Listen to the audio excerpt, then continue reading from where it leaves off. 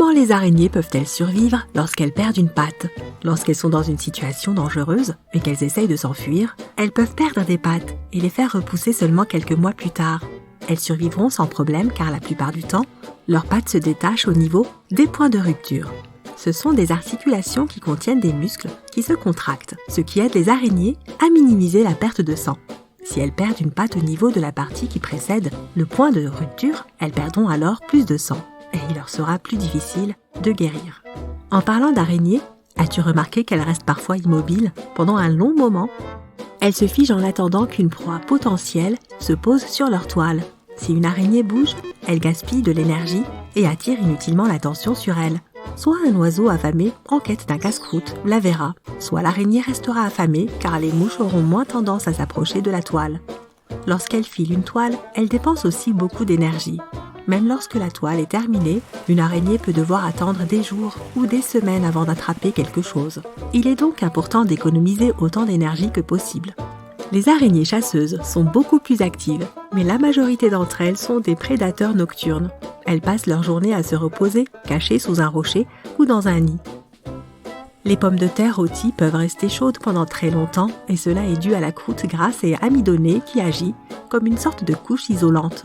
Lorsque tu fais prébouillir une pomme de terre, ces granules d'amidon absorbent l'eau et gonflent jusqu'à ce que les molécules de carbone s'échappent pour produire une sorte de gel épais. Si tu mets ensuite la pomme de terre au four, la température élevée chasse l'humidité. L'amidon gélatinisé se retrouve alors à l'extérieur de la pomme de terre et crée une croûte croustillante qui emprisonne la chaleur à l'intérieur. La graisse de la plaque de cuisson s'accumule aussi dans les fissures et la structure qui garde la chaleur reste solide.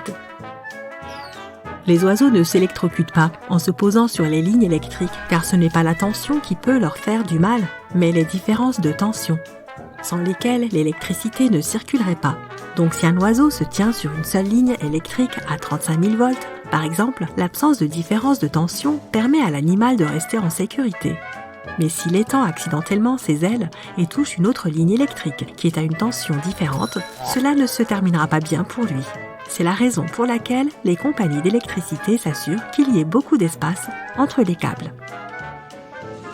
Tu t'es déjà demandé pourquoi les pilotes d'avion n'essayent pas d'atterrir sur l'herbe lorsque le train d'atterrissage est bloqué?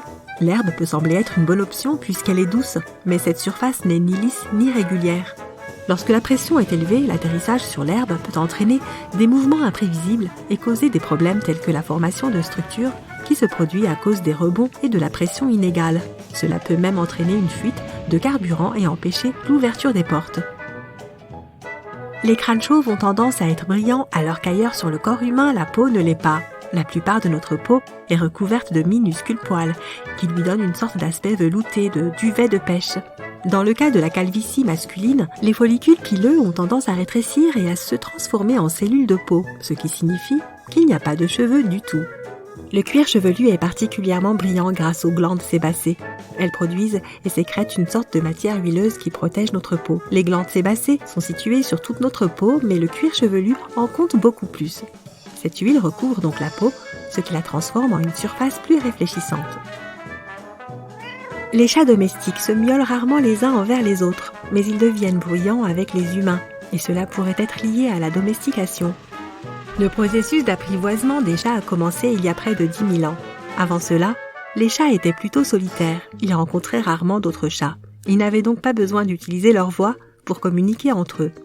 À la place, ils communiquaient grâce à leur odorat, ce qui incluait des choses comme se frotter contre un certain objet, par exemple un arbre. Ils n'avaient même pas besoin de se retrouver face à d'autres membres de leur espèce pour envoyer un message. Et c'est aussi de cette façon qu'ils communiquent principalement aujourd'hui. Mais les humains n'ont pas un aussi bon odorat que les chats, alors ces créatures intelligentes ont dû trouver un moyen de nous envoyer des messages tout en obtenant ce qu'elles voulaient de nous. Et cela s'est avéré être le miaulement.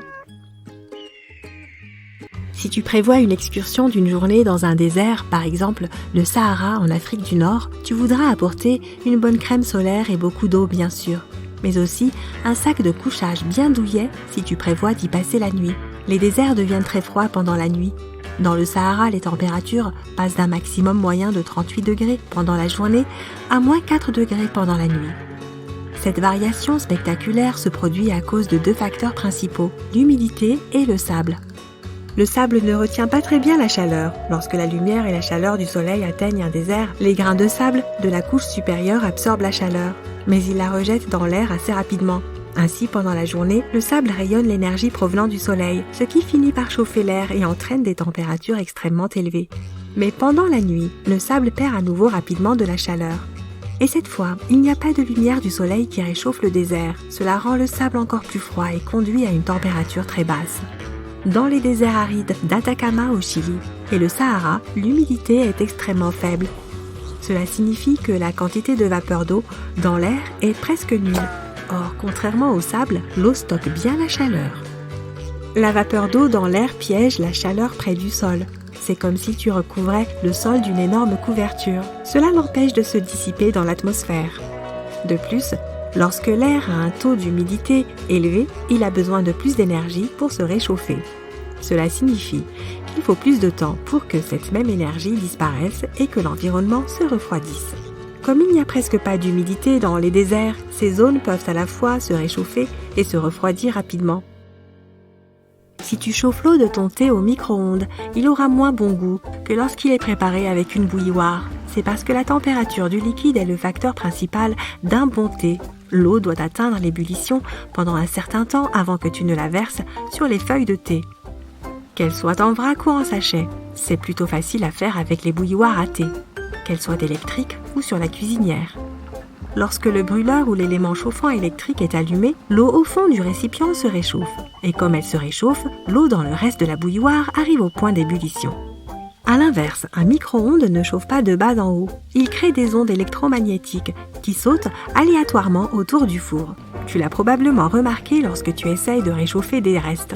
Ils finissent par être partiellement froids à certains endroits et très chauds à d'autres. La même chose se produit avec l'eau, car il est difficile de contrôler l'énergie des micro-ondes. Un liquide trop chaud n'est pas non plus bon pour le thé. Lorsque l'eau dépasse 100 degrés, qui est son point d'ébullition, elle peut détruire les composés qui donnent à un thé sa saveur spécifique. Tu t'es déjà demandé pourquoi les fiches électriques américaines ont des trous dans les broches ? L'histoire remonte au début du XXe siècle, lorsque Harvey Hubble Jr. a inventé différents types de fiches électriques. Il a commencé par la fiche électrique détachable, qui a été la toute première de ce type. Certaines de ses conceptions avaient des broches avec des encoches qui s'alignaient avec les petites bosses à l'intérieur des prises électriques. Ce système d'encoches et de bosses permettait de maintenir les broches en place lorsque les gens inséraient une fiche dans une prise. À un moment donné, ces indentations ont cédé la place à des trous qui fonctionnent de la même manière, mais ce n'est qu'une partie de l'histoire. La plupart des prises modernes n'ont même plus les bosses. Elles empêchent les prises de tomber du mur en utilisant la friction et la pression. Aujourd'hui, certains fabricants insèrent une tige dans tous les trous d'une ligne de fourche. C'est ainsi qu'ils les maintiennent en place tout en les enveloppant de plastique. Certains disent aussi que les trous permettent d'économiser du métal, ce qui réduit les coûts de fabrication.